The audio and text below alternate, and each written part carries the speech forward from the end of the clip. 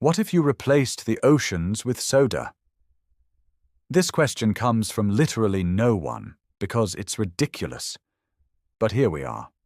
What if every drop of water in Earth's oceans suddenly transformed into bubbly, sugary soda? Imagine standing on a beach and watching the waves crash in, not with salty sea spray, but with a splash of cold cola. Would we celebrate? Would we swim? Would we die? Well, probably all three. Let's start with the obvious. Earth's oceans hold about 1.332 billion cubic kilometers of water. That's more than 1 billion trillion liters. If all of that suddenly became soda, let's say classic cola for consistency, that's an unimaginable amount of carbonation, sugar, and phosphoric acid. And not the zero sugar version either. We're talking full fat, fully sweetened, teeth-melting soda. So what happens next?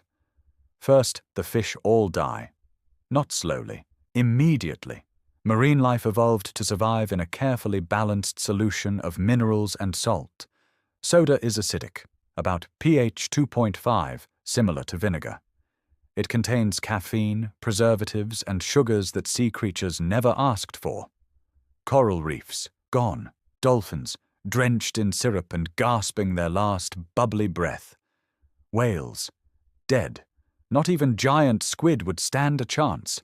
The ocean becomes a vast, foaming grave. But the damage doesn't stop there.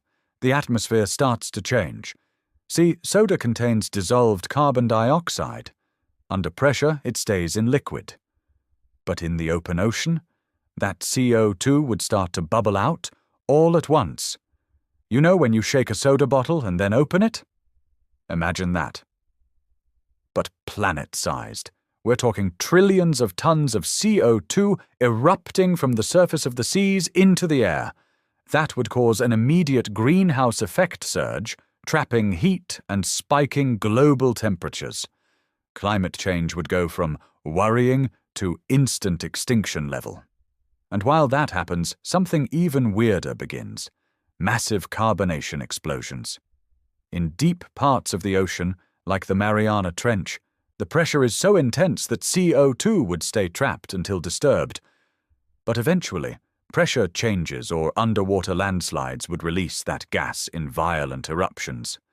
Think volcanic explosions, but soda-powered. Entire coastlines could be blasted apart by bubbles. Okay, but let's assume humanity somehow survives the initial chaos. Maybe we build CO2 filters or wear soda-proof suits. What would life be like? Well, forget drinking it.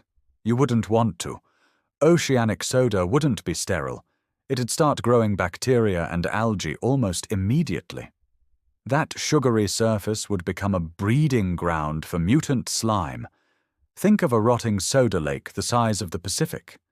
And without fresh water feeding into the soda oceans, since rivers would still carry normal water, you'd get strange chemistry clashes at every river mouth. Huge brown foam plumes would bloom where rivers collide with soda seas. Weather patterns? Ruined. Oceans regulate our climate by circulating heat. Soda is more viscous than water and would change how ocean currents behave, if they even continue. Hurricanes? Now spinning over a sticky ocean, probably more powerful, more unpredictable, and full of acidic rain. Oh, right, rain. Evaporation doesn't care what you're made of. Soda still contains water, so it would evaporate. But the stuff it leaves behind, sugars, caffeine, dyes, wouldn't. That means the clouds would rain water, not soda. So you'd have this bizarre planet where rain is clean, but it falls on a world drowning in syrup. Rivers would remain fresh. Lakes?